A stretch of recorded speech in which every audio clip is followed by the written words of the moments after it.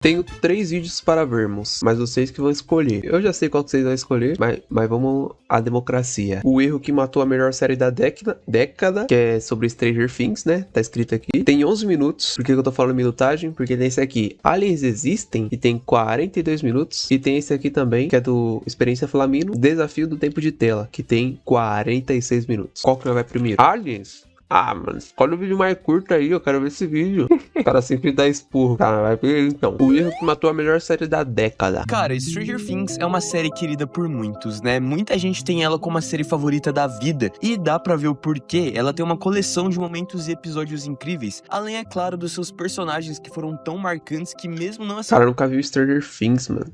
Cara, eu nunca vi Stranger Things. assistindo, você sabe quem é, por exemplo, a Millie Bobby Brown ou Finn Wolfhard. Só que assim, toda a história tem um fim, e quando a gente fala de Stranger Things, esse fim talvez acabou acontecendo bem antes. Muitas séries acabam tendo um momento de queda, e quando a gente fala de Stranger Things, essa queda começou quando a série foi perdendo justamente uma das características que fazia ela ser tão especial. E talvez você nem tenha percebido isso de forma tão clara, mas conforme os anos foram passando, a série foi deixando de lado a sua própria essência. E é sobre isso que a gente vai falar no vídeo de hoje, como a perca do realismo acabou matando a melhor série da década. Bom, eu sou o Davi, seja bem-vindo ao Cê Tá Ligado e bora pro vídeo.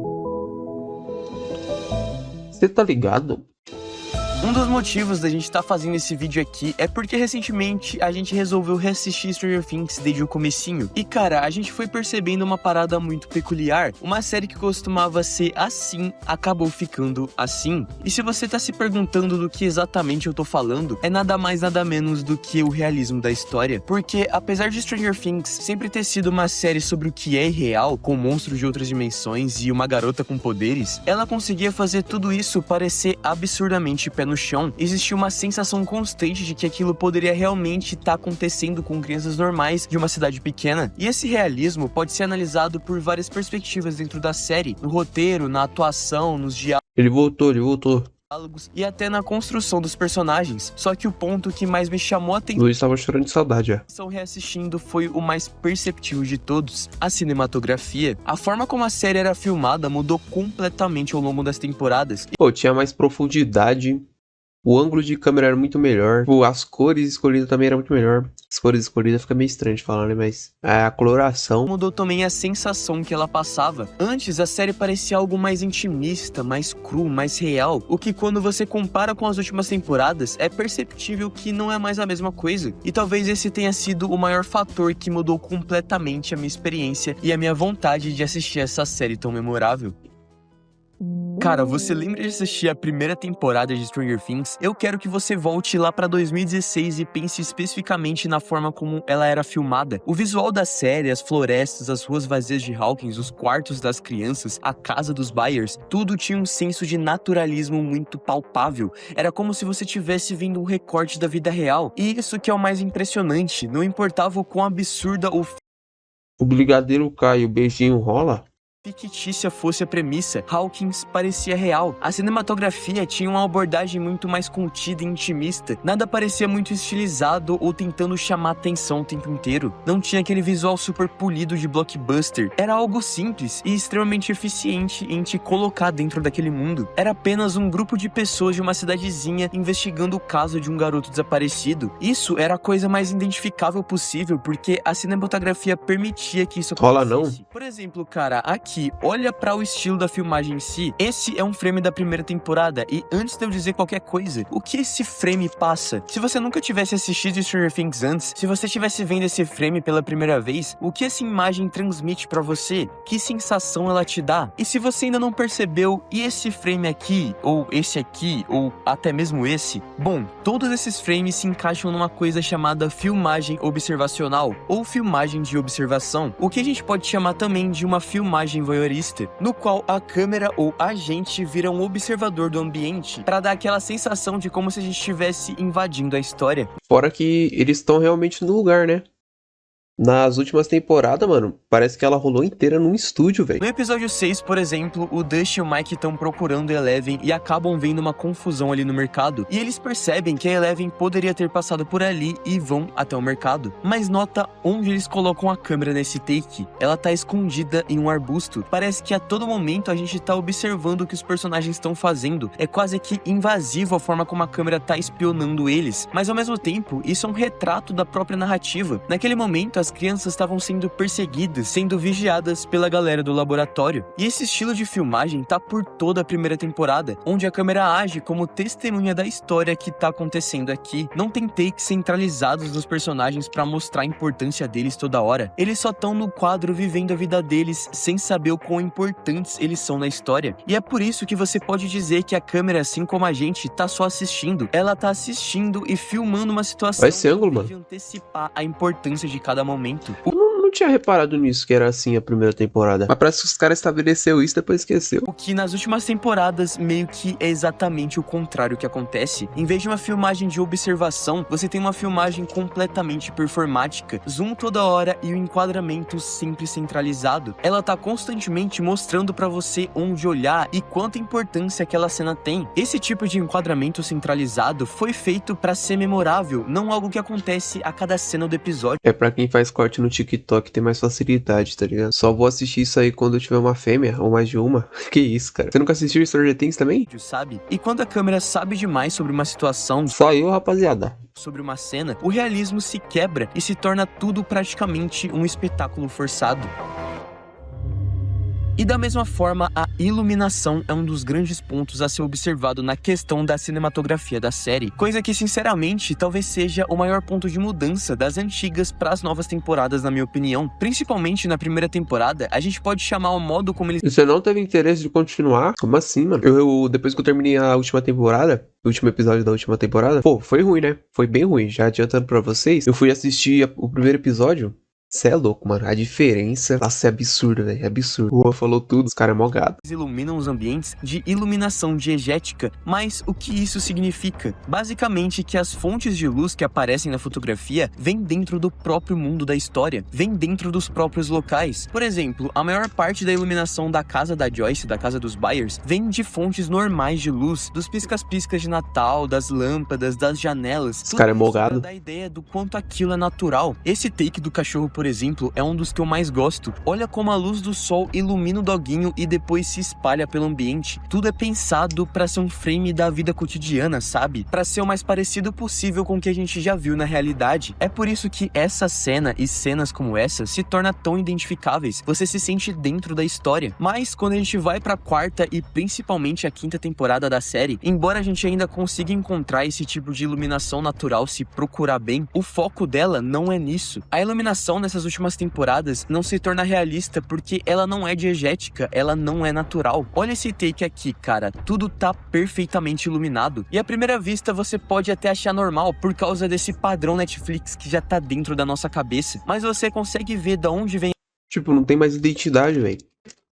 As produções da Netflix parece que é tudo filmado pelas mesmas pessoas, colorido pelas mesmas pessoas, editado pelas mesmas pessoas. De certa forma é, né? Mas, pô, nenhuma produção tem identidade. A Twitch tá me tirando, me traindo. Acabou de me mandar a notificação do John Vlogs. Por que traindo? Essa luz e por que Você não segue o John? o gosto dos atores. E cara, isso não acontece só nessa cena, mas nessa e nessa aqui também. Esses momentos não são exceções. Quase todas as cenas das temporadas recentes são iluminadas no mesmo padrão. Um padrão que é simplesmente igual a qualquer produto de serviço de streaming. A série que tinha um É, 2 luzonas, 300 luzonas espalhadas na cara deles. Não sigo nem jogo no Tigrinho. Até porque tá notificando, você seguiu? Eu vi alguém falando isso um tempo atrás sobre músicas, não sei quem. A música tá cada vez menor e a música inteira é praticamente o refrão, tá ligado? Pra bombar no TikTok. Não, sabe o que é pior? Stranger Things não precisava disso. Ia virar clipe, ia ter cortes de qualquer jeito. Mas a cada temporada os caras foi se perdendo. É que tem, mano, tem todo um rolê que os caras nem sabiam como é que ia terminar a série. A série era pra ter acabado na primeira temporada ou ter continuado na segunda de uma forma totalmente diferente. Não era pra ter as crianças, tá ligado? Só que as crianças fizeram tanto sucesso que os caras resolveram continuar com elas. Aí teve que, pô, estender a história de uma forma que não tava planejada. A Twitch tá recomendando. John Vlogs tá fazendo coisas estranhas, coisas incríveis na categoria só na conversa. E de ajudar nós nada, né? O cara que pega 20 mil views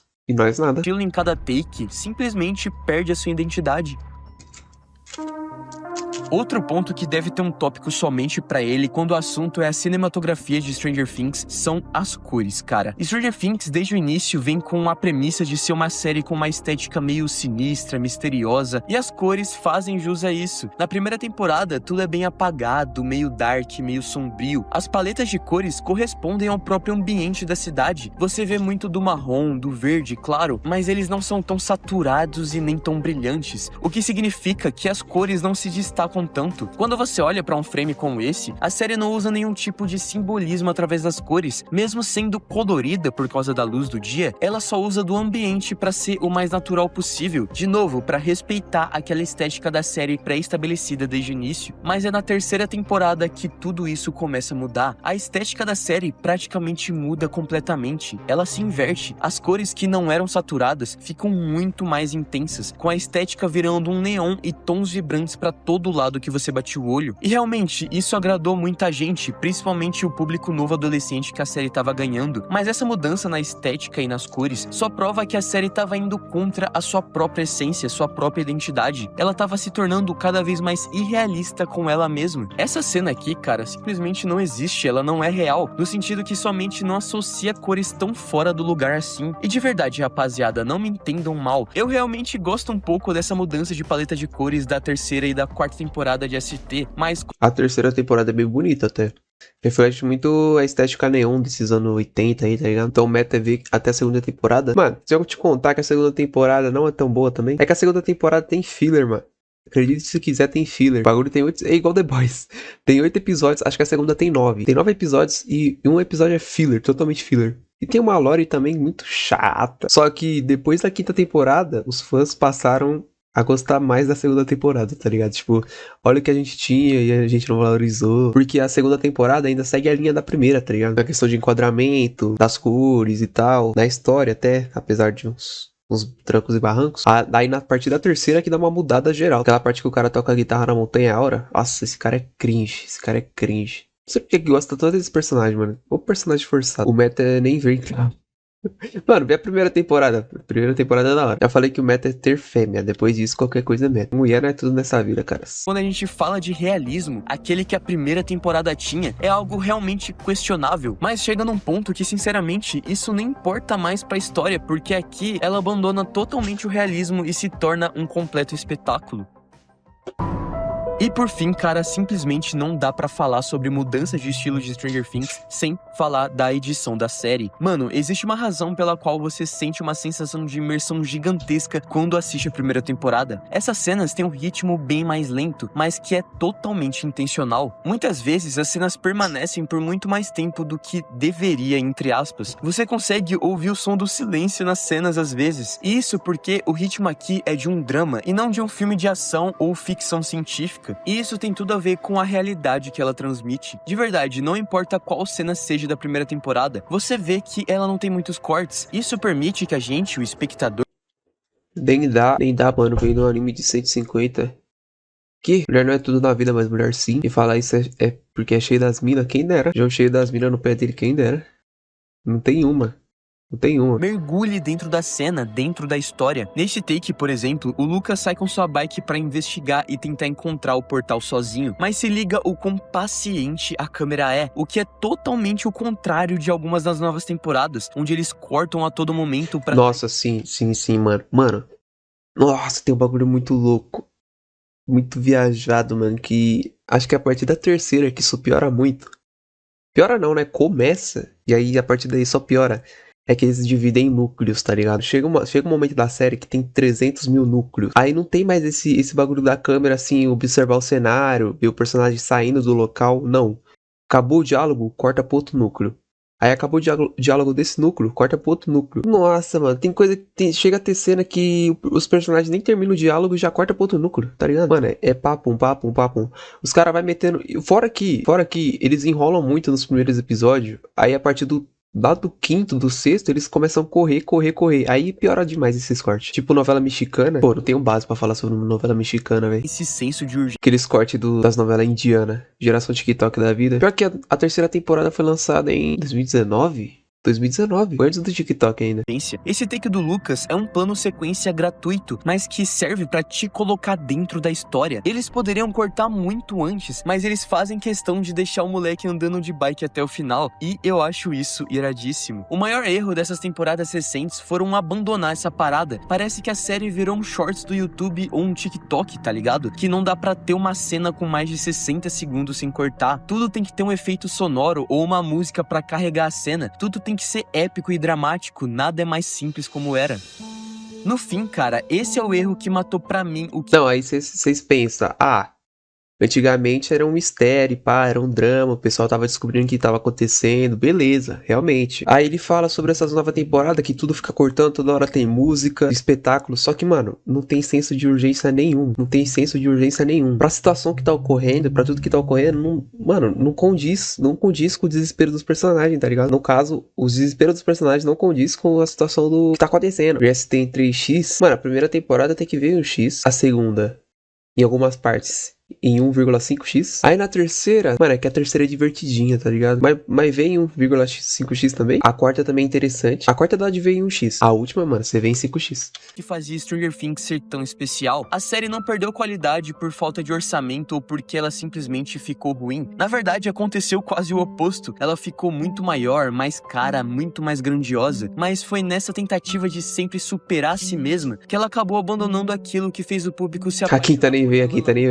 Sabe? A primeira temporada parecia uma história absurda ao Olha que é interessante. A primeira e a segunda temporada são bem semelhantes. A terceira muda totalmente. A quarta adere outra estética. E a quinta é um bagulho nada a ver com nada. Se eles tivessem seguido a mesma linha da quarta temporada, teria sido bom. Mas eles não seguiram, mano. Eles tentaram mudar e mudou, tipo, foi a pior mudança que eles fizeram. Ficou muito nada a ver a série. Perdeu totalmente a essência. A partir da quarta, tipo, se você for ver a quarta, comparar com a primeira, meio que, mano, não é a mesma coisa. Mas a quarta temporada é muito legal. É legal demais. Só que já começa esse problema, né? De corte, de núcleo e tal. Mas é boa até, mano. É boa. Esses takes que ele tá colocando, só coisa viajada. É que você não tem contexto, mano. Você não tem as 14 mil horas de contexto. Ou está vazando porque eu vou acordar cedo amanhã. O cara não vai nem terminar o vídeo, mano. Vagabundo, falta 1 minuto de vídeo, mano. Você é emoji de berinjela, mano. Mas falou, Juan, tamo junto, pai. Valeu por dar um salve em nós. O cara só dá um salve sábado e domingo. Sexta, sábado e domingo. O resto da semana o cara tá ocupado. Tamo junto, mano. Acontecendo em um mundo completamente normal. E é justamente isso que tornava tudo assustador e mágico ao mesmo tempo. Já nas temporadas mais recentes, parece que a história foi moldada em função de construir grandes momentos épicos, de cenas virais e de muito fanservice. E claro, ainda existem episódios incríveis e cenas memoráveis, como a do Will ganhando poderes, por exemplo. Mas aquela sensação de estar observando algo genuíno, quase íntimo, acabou ficando pra trás. Stranger Things não caiu porque mudou, ela caiu porque esqueceu como ela própria funcionava. Big fato. Mas esse foi o vídeo de hoje, eu espero que você tenha gostado, e se curtiu essa análise, não se esqueça de se inscrever se não for inscrito, compartilhar o vídeo e hypar também. Mas então é isso, a gente vai ficando por aqui, muito obrigado você que assistiu até agora e falou! Vídeo maneiro, mano, vídeo maneiro, concordo com tudo que ele falou. Divo sensato. A série piorou demais. Devia ter acabado antes. Mas os caras estenderam muito. Tentaram inventar demais. Mexeram demais. E ficou uma merda.